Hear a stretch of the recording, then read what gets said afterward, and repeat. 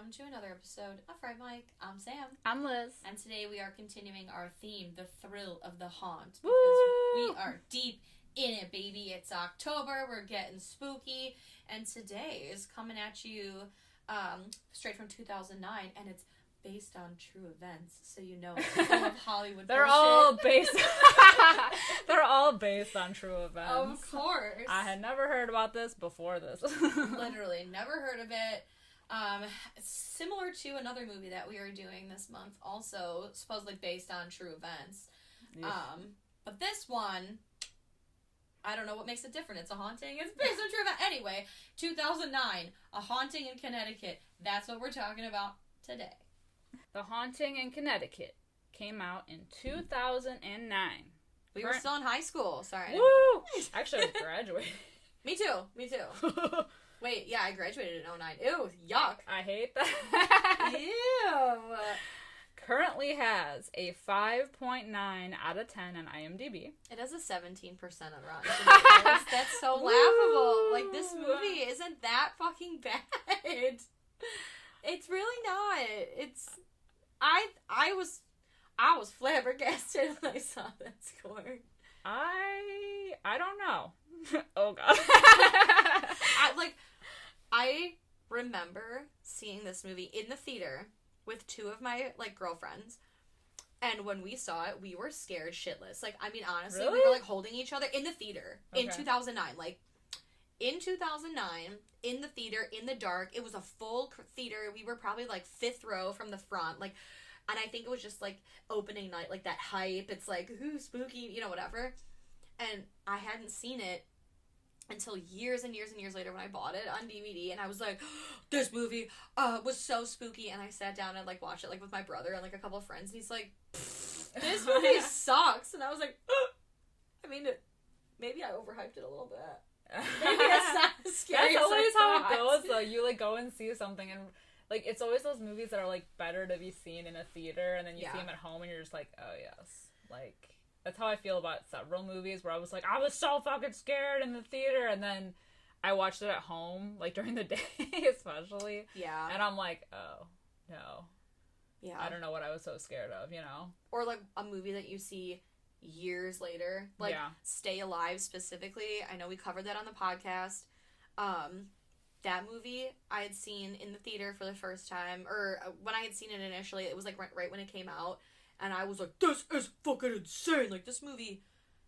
That movie, I was like, that's some scary shit. And then when we watched it for the podcast, it was, the second time I'd ever seen it. So, the first time in, a decade. And I was like, oh, this movie is not good. Yeah. This movie really sucks, and it's not scary. Well, that's how I feel about The Grudge, because, I've talked about it so many times that, the first time I saw the movie, and even, a little, the times I saw it after that, when it came out, and... a couple of years after, I was like, this movie is so terrifying to me, just nightmare-inducing. Yeah. And then I watched it, I think a couple of years ago. Not even the whole thing, I just watched, a part of it. One of the parts that used to, haunt my dreams, and it was nothing. And I was like, what the fuck was I so scared of? I don't know, man. I think you're just, because we've seen so many horror movies, you just... you get over that. I don't know. You've seen so many new things that freak you out. The old shit's Exactly. You've had more life to live. I know now that, paying bills and, having to work every day is scary. I was gonna say, becoming an adult was the scariest thing I've ever done, so literally. I'm not fazed by anything at this point. No. Nothing hits me worse than, the realization of having to work every day for the rest of my life. That 9-to-5 grind. Oh, yeah. It's fucking great. So this movie was a first-time watch for me. I swore to God when we were talking about doing it, I was like, I've seen that movie. I don't remember anything about it, but I've seen it. And then I started watching it, and I was like, wow, I have never seen this movie. Crazy. I don't know how I missed it. I don't know. I don't know where I was, too busy graduating. I know. Some of them just fly by you. Yeah. Because you were at the theater already, too. Because I know I was still working at the theater, so you were there. Yeah, still working there, but I missed it somehow. Which is weird, because when you work in a movie theater and you can see everything for free, you do see everything. Literally anything and everything. It was a Tuesday night, I'm bored, I'm gonna go see this movie, even though I have nothing Right. No interest in it. Because it's free and you can and you're broke, so it's like, you do. Right, exactly. Why not? And all your friends work there, so they all get in for free. It's just like a fucking free fest. It's a good time. Yeah, hell yeah. Good times were had. Lots of movies were watched. Yes. But this one specifically... But this one not. This one specifically, no. But that's okay, because we're going to break it down here today on Fright Mic, the podcast. So Virginia Madsen's in it. She sure is. We've got Virginia Madsen. We've got Kyle Gallner, I don't know how to say it, who has been in other He's the son, spooky, right? Yes. So can we talk about him for a second? He has permanent cry face. I know we've talked about people who have this curse, and I couldn't remember specifically. I know we've talked about it on the podcast before. I can't remember who it was, though. But he has it. He does. He has permanent cry. He has permanent upset face. Yes, his eyebrows are like... They're like triangles that meet, it's like a triangle. Like an emoji. Exactly, yeah. But they're just like touching tips in the middle of his forehead. He's always so upset. He always looks distressed, but it's emotional. Like the beginning of this movie, I mean, throughout the movie, it's emotional because like he has cancer, and like so Virginia Madsen plays his mom, and she's trying hard to make ends meet, and the dad's an alcoholic, and she's having to like transport him back and forth to this hospital in like a whole other state, and it's like a hot mess, and I don't know, man, and he's like so sick. So like the beginning of this movie, it's just like their family trauma, which is like such a bummer. This family is also weird too. So like I recognize, so first of all, Kyle Gallner, however you say it, he was in Jennifer's Body. Yes. And he was in the remake of Nightmare on Elm Street. Yeah. That dumpster fire of a movie. I barely remembered that because I only saw the remake once. Same.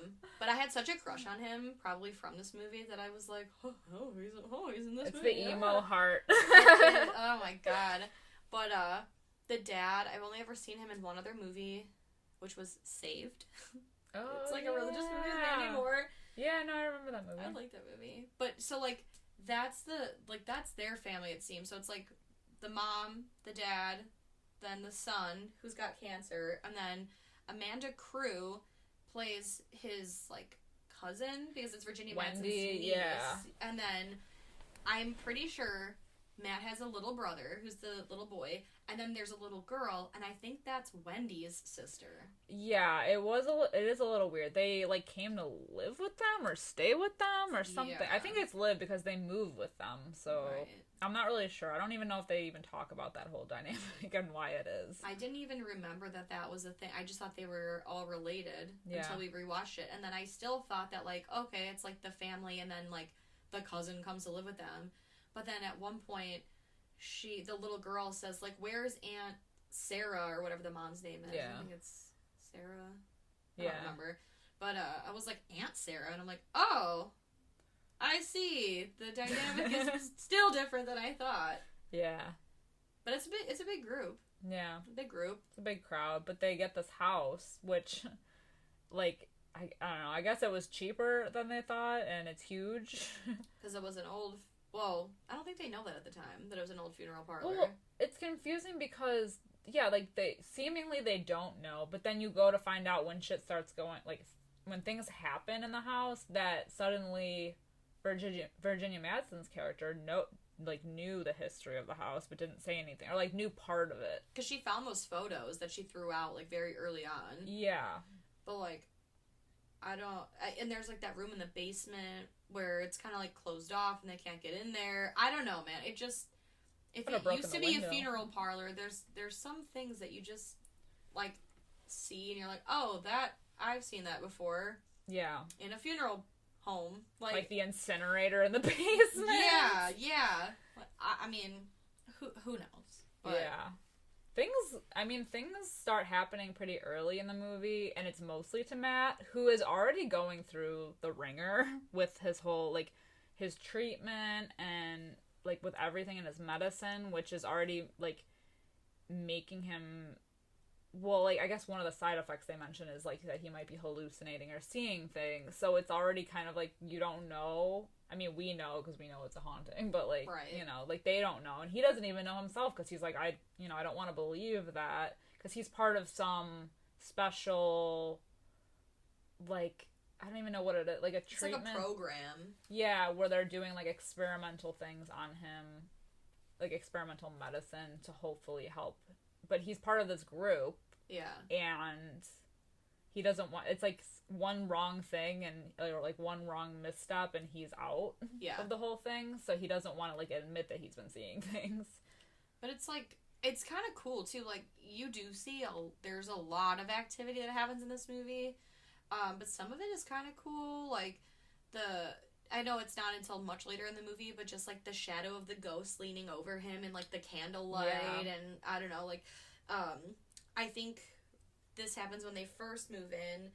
Matt's trying to sleep and there's that old TV, and when he shuts it off, you see, like, the reflection of a man in the doorway, like, in the TV that, like, moves away, and it's just, like, I don't know, like, those subtle little things are more creepy than what's later to come with, like, Jonah showing up, like, a lot, being, like, crispy.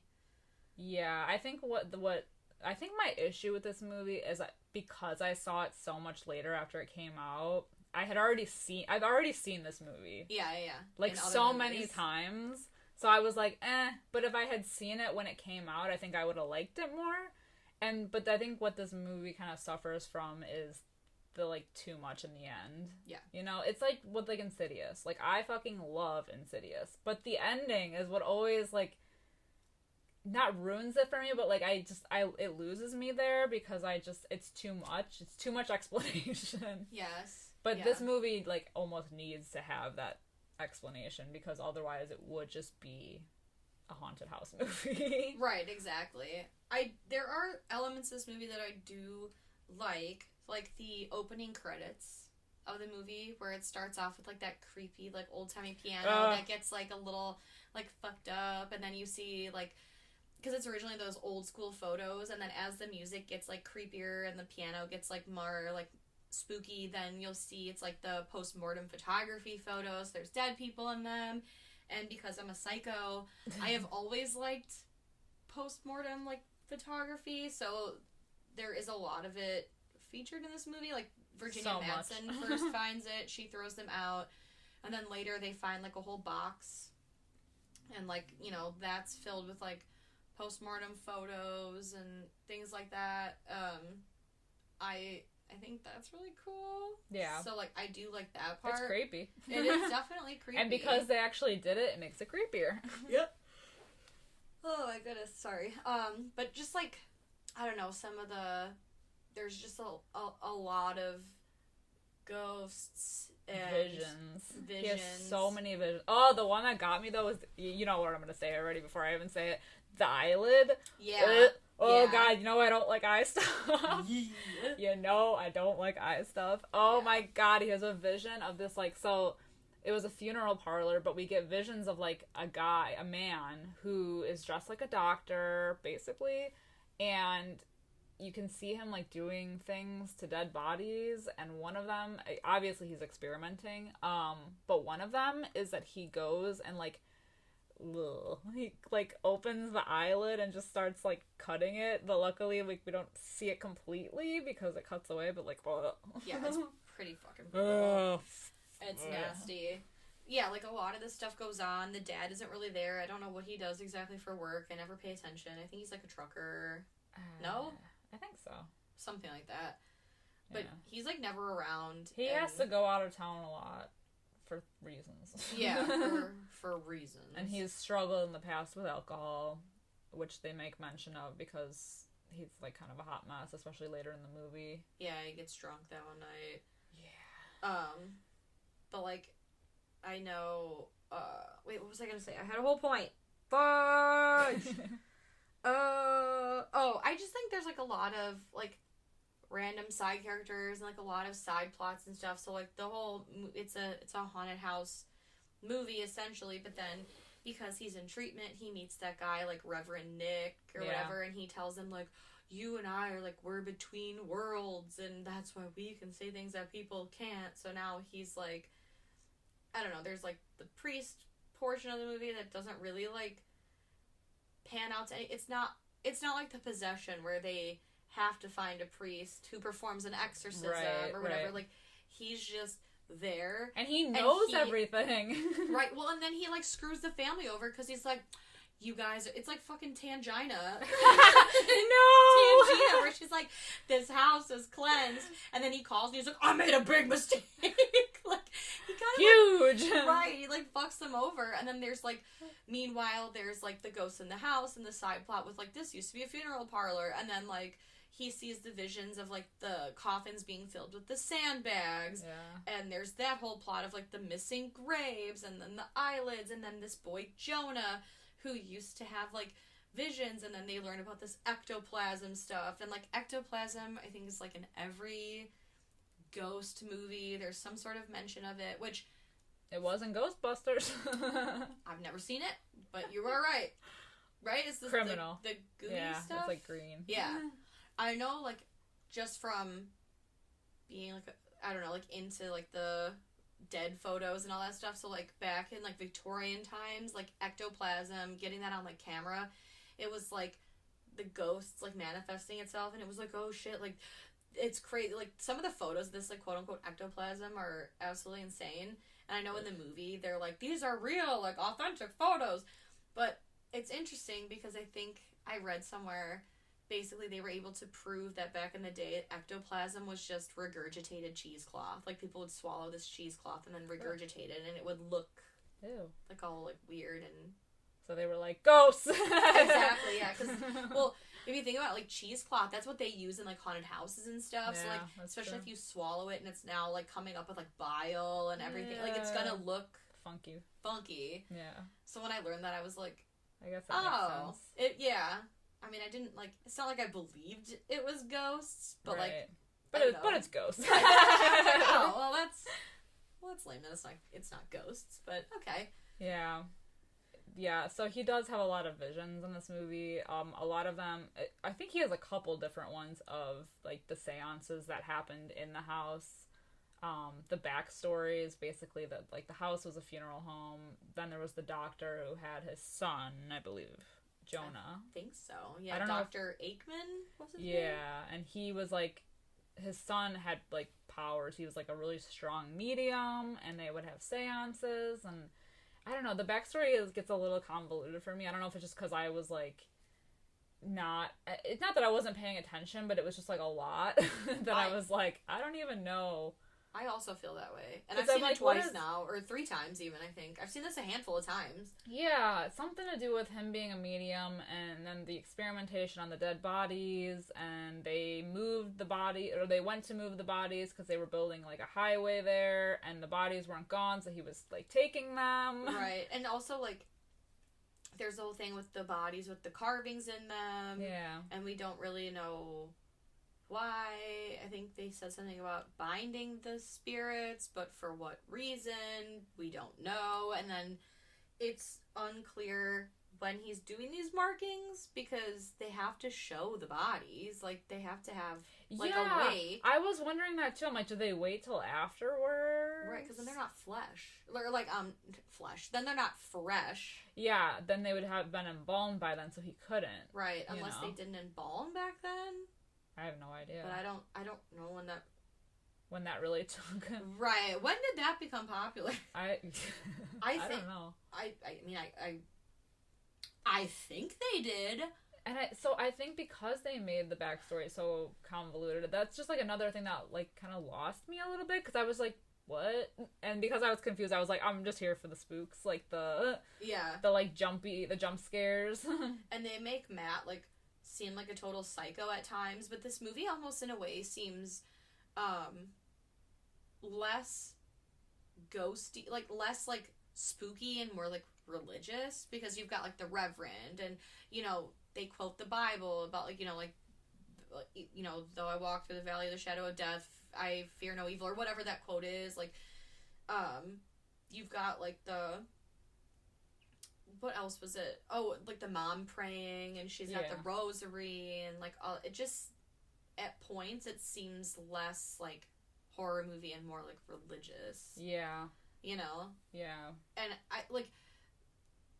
I think this movie suffers from like a lack of direction or a lack of editing, like, because the movie starts out with like almost like documentary style, where Virginia Madsen is sitting in a chair, they've got like a camera set up, so it's almost like and like the lights are kind of dim on her, so you can't really see her face, and there's she's setting up to like tell a story, and then that never comes up again. I was gonna say that, like, but almost like it never really does at the end. I mean, she has a voiceover, but we never see her in the chair again. True. So I'm like, so it's not. It's like they had too. And I know we've actually said this about a couple of movies that we've covered, but it does. It's like they almost had too many ideas, right? And didn't know where to go with it. Or they were like, I know how to make it really like drive home the fact that this is based on a true story, to make it like it's a documentary style, because that'll lend it like it. Well, it's not the real person. Yeah, I know it's Virginia Madsen, so like it's a movie to me. Yeah. Like, I know that actress. Yeah, and to have that style literally never come back, it's just, what purpose did it serve? Why did we need that? Right. Why did we need that? We didn't. No. And like you said, just with the story of the parlor and the seances and then the highway, like, the bodies, the experimentation. What did the highway have to do with the house, and what did, like, he was carving up the bodies, which we see in the wall, so I get that maybe he was putting sandbags in the coffins to transport, but they made it seem like there were so many, and there really was only like that little cat, like there was maybe a total of 10 bodies. Yeah. Like it and afterwards, why didn't he dispose of the bodies? After they had served their purpose. No one smelled them? Yeah, and like they're just in the wall, and they're still like preserved as if they had just died, like, the week before. Right, they're in no state of decay other than like their skin is gray and their eyes are milky. Yeah, and it's like if they weren't embalming by then they wouldn't be preserved. Exactly. It's weird.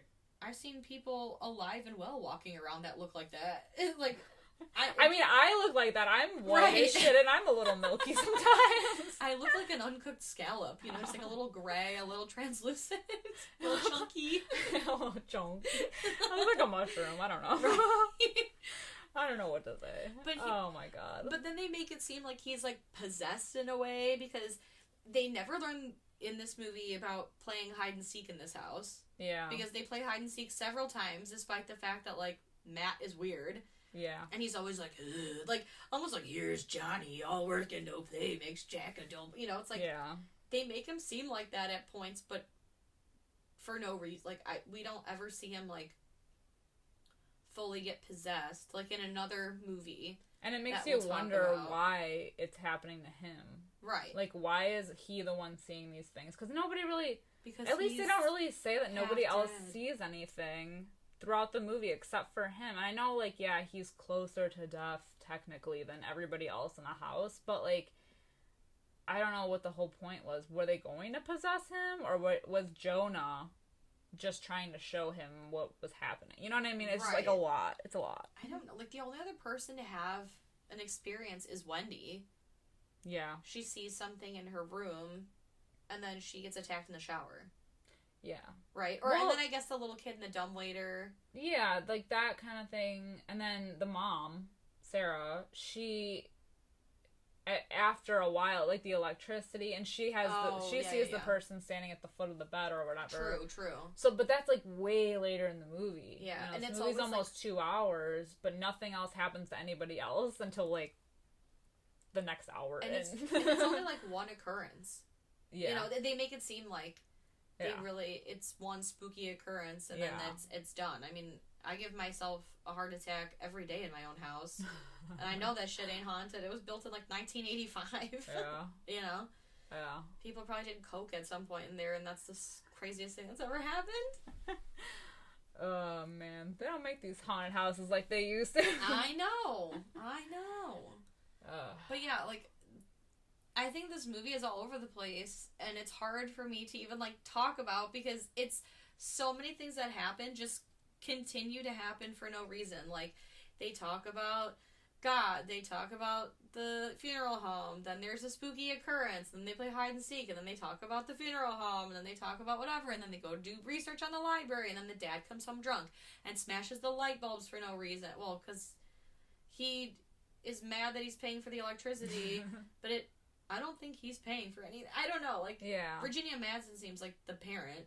You know, yeah. he's just always gone, so it's like, I didn't feel any weight of the lights being left on. Well, there's more serious things going on, too. Right. Well, like... I mean, his son is dying of cancer, and now on top of that, they're, like, living in this haunted house with all these things happening to them, so it's, like, the least of your worries, you know? Right. And, like, in other haunted house movies that I can think of that we may or may not be talking about later this month, like... When shit happens that's scary and it scares the whole family or something's going on, like, I understand having the lights on. I understand gathering in, like, one central area. You know, like in Poltergeist. Yeah. How they're all, like, mainly together. Spot, yeah. Right. They stay in one spot. They keep the lights on in the room that they're in. Like, they're clearly freaked by something and there's a reason. Like, where this movie, it's like he comes home and the lights are on, but everyone's, like, asleep, alone in their own respective bedrooms. Like, yeah. He's mad about the electricity. I guess I'd be mad too because there's no reason, but like you said, there's bigger shit going on, and I don't feel the weight of the drama of him, like, smashing the light bulbs, because it's not like they were scared to death and they're like, no, we can't be in the dark, like, please don't talk, you know, like, we need the light, like, right. Nobody cares. Well, and it ends up being moot anyway, because the electricity goes haywire. Right. Even after he takes the bulbs out of everything. So right. And that's when things really start amping up, because that's when everything is kind of, like, showing its face to the family. Right. Where they can all see what's happening. And, like, basically it all culminates to, like, Matt, like, he contacts this, like, Reverend Nick guy to come over, and they talk about the spirit of Jonah, who is trapped in the house. They find his remains in the furnace or incinerator. I think it's his ashes. So then the Reverend, part of his skull, like, takes it away from the house. And so he's like, this house is cleansed. This house is now clean. And he's driving away, and he's telling Virginia Madsen, I think that's who he's telling. He's like, there'll be, like, ripple effects, but it'll be okay. And then he's driving away and sees, like, crispy-ass Jonah in the back seat, who I think shows him a vision of, like, how he ended up basically getting trapped. It reminds me, in like, the house. Crispy Jonah kind of reminds me of, like, a Creepshow character. Yes, I fully see that. I don't know why, I just, like, get Creepshow vibes from him. Also, can we talk about Virginia Madsen being a total bitch to him? Like, when they're doing, like, when Wendy and Matt contact the priest in the house, or to come to the house and, like, tell them the whole history, and when we get our, like, lovely little backstory of everything, because he knows everything magically, and then she just comes in the house and she's like, who are you? Get out of my house! Like, who behaves that way? Right. Like, if I walked into my house and there were people, like, someone I didn't know, but, like, other people were there that I didn't know, like, I wouldn't be like, who the fuck are you? Get out of my house. Right, especially when they're like, we asked him to be here. Like, no, we called him. And she's like, get the fuck out. Shoo. Like, what? Right, it's crazy. Nobody acts like that. I mean, he's maybe not a murderer. People do, but, like, he's just sitting there. Yeah. So bizarre. That scene was so bizarre to me. I was like, why is she overreacting so bad? Like, clearly her son and niece are completely calm. Yeah. So he's not a killer. Yeah. He's not, like, he hasn't broken in. Like, yeah. And he even says he's a reverend, and she's still like, nah! I'm like, Jesus. Reverend my ass, get out of my house! But then, it's crazy to me that she's such a bitch, and then he still continues to be, like, such a nice person. He is such a nice person. Oh, my God. And then, after the house has been quote-unquote cleansed, Matt still wakes up with, like, carvings all over his body, so clearly, like, the shit ain't over. They rush him to the hospital where they're like, we don't even know how he's alive right now. Like, yeah. And it's just crazy. The shit's, like, moved up into his brain, probably. And she's like, can I see him? And he breaks out of the hospital. Somehow. Yeah. He, like, he yeets out the window. Yeah, he pulls, like, an Amanda Seyfried in Jennifer's Body. Yeah. He's, like, part demon, I guess. And he goes back to the house. Somewhere along the way, he has grabbed a fire axe. Yeah. Where did he get that axe? I don't know. And Wendy sees him, and she's like, Matt! And he just keeps coming, and she's like, stop. I don't know. He, like, hacks his way into the house. He kicks her and the two little ones out. Why couldn't he calmly approach the house and be like, yo, y'all need to get out, bye. Right. Instead, he acted like he was possessed. Killer. Yeah. Like, goddamn Jason Voorhees coming in hot. Right, or like, Mr. Lutz from Amityville Horror. Oh, yeah. You know? But, yeah, he, like, locks them out of the house, sets fire to the house, because he's like, we gotta, like, cleanse this, we gotta get rid of the spirit somehow, and I don't know how they decided that fire was the answer. I don't know how the Reverend knew that, of course, this is the way. Cause I feel like he didn't, and he was just like, yes. Right, I knew it all along. He shows up and sees the house is on fire, and he's like, yep, the fire, just like I had said before. I knew the whole time. Right. I was just waiting for someone else to do it. I just wanted you to come to that conclusion on your own. Good God. And then Virginia Madsen, like, busts into the house and cradles him, and this part is sad. So like they get him out, and it really seems like he is dead, and she's like crying because she's gonna lose her son and like everything, and it shows him like in the graveyard, so kind of like the in between, and Jonah almost seems like he's like calling to him, but then his mom like somehow it's the mother's love. Snaps it always him back. saves the day. Right. And then this was confusing, too, because he, like, comes alive, and he coughs up this smoke that ends up being Jonah? Because now he's standing next to, like, the Reverend. Or Reverend. Whoever, yeah. Nick. And Nick is looking at Jonah, who's looking at Nick, and Matt is watching from the sidelines at the priest who's looking at nothing. So then I'm assuming that means that, like, now he can no longer see ghosts because we find out that his cancer has completely gone away. For reasons. Yeah. Because science. Yes. You know. Medicine. Right. So he's completely cured, and I assume that that's why he can't see the ghost then? Or maybe, like... Because at no point did I see Jonah possess him. Yeah. Right? Well, no. I didn't. No, he didn't possess him, but I remember him saying at one point in the movie, like, oh, like when he's telling Wendy, like, oh, I've seen that boy before. Like, it's almost like he comes into my body and I can see through his eye, or he can see through my eyes, or something like that. Okay. So it's like he's showing him visions, not necessarily possessing him, I don't think. I mean, I could be wrong, but I don't know.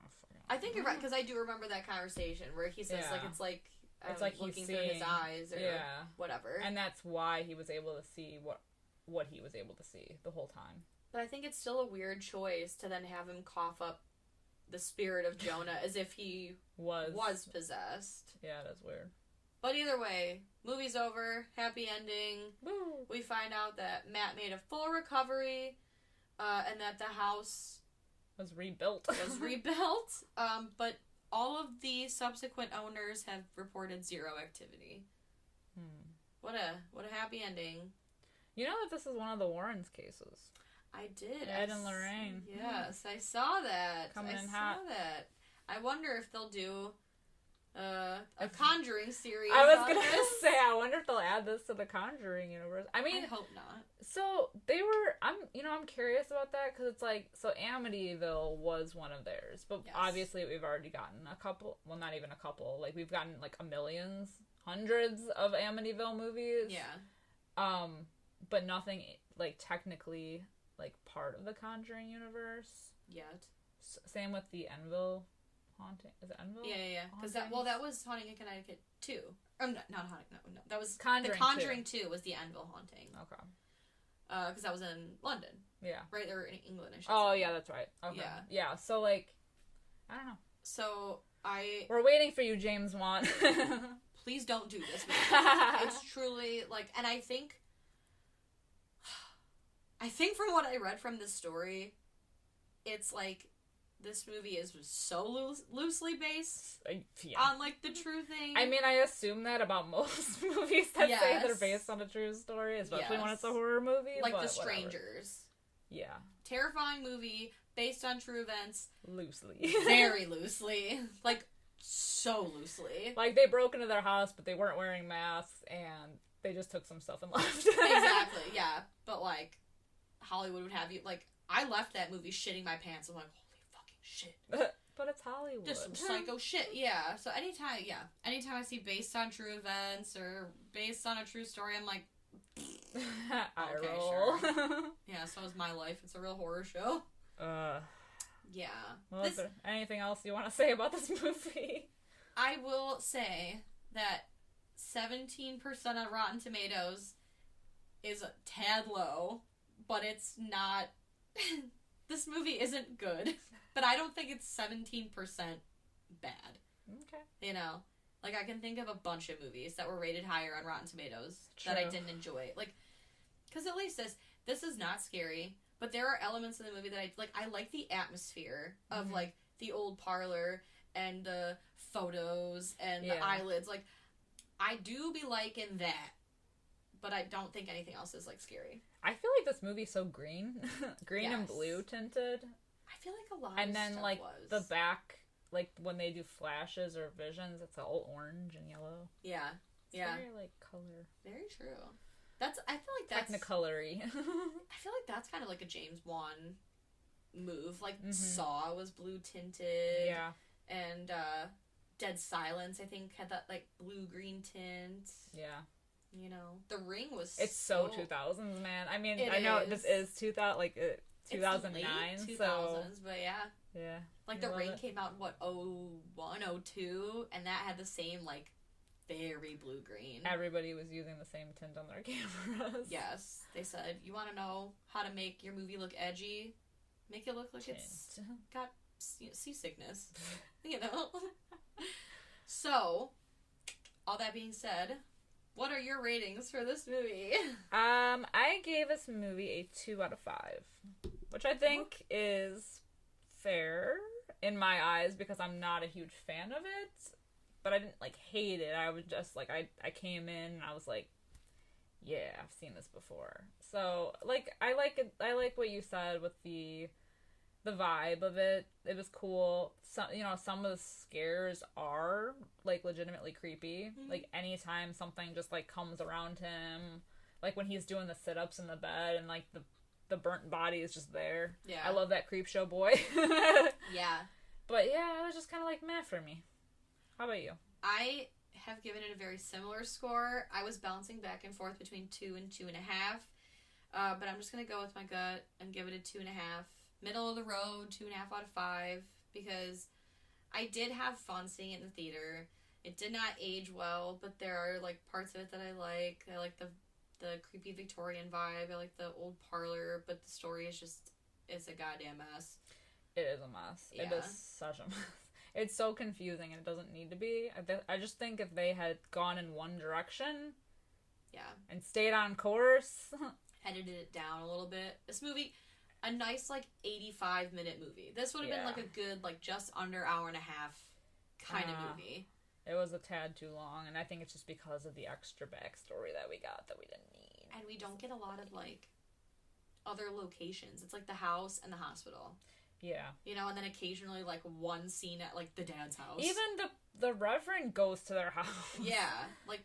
I don't even know if we're ever at a church. Not a lot of stuff happens for it to be... He just does house calls. Right. I don't know. So, yeah. Middle of the road. Yeah. Alright, guys. Well, we're going to wrap it up here today. We've talked enough about this very... interesting movie. Let us know what you think of this movie, if you've seen it, if you haven't. If you haven't seen it and you've listened to us, I mean, we gave you all the good shit. So, we gave you the Cliff Notes. Right. But yeah, do let us know what you think of this 2000s ditty. We are on Facebook, we are on Instagram, we are on Twitter at Fright Mic Podcast. We are also now on YouTube. So... we do have all of our audio up. We are working on video, so that is to come. Unless we have already figured it out, then future hello, us. we are currently on video. So either way, you can find us there in some form or another. Also, head over to our socials. We are in the middle of our October scavenger hunt. It's just like a fun little thing you can tag us in. We called it the 13 Frights of Halloween. Yeah, Halloween? Yep. Yeah, okay. I don't know why I had brain fart. The 13 Frights of Halloween. So use the hashtag. Also hashtag Fright Mic podcast. So we can see all of your spooky cool things and what you are up to this month. Because it's the spookiest month of the year. Other than that, I think that's everything. Oh, no, it's not. I lied. Patreon. We are on it. We have it. If you're not on there, get on there. For just a, small donation a month, you can get some fun, extra spooky goodies. You can hang out with us over there. We are always unfiltered over here, but we are really just, kicking it Balls back. to the walls. Having a good time over there. We talk generally about new movies that are out in the theater, and this month, Halloween Kills. Come on, Halloween Kills. We got that shit going on over there. I know the new Scream trailer dropped this month. Fuck yes. Maybe we're talking about it, maybe we're not. You'll have to pay to see. I hate myself. Anyway, that's all I have to say. So until next time, I'm Sam. I'm Liz. Rest in peace.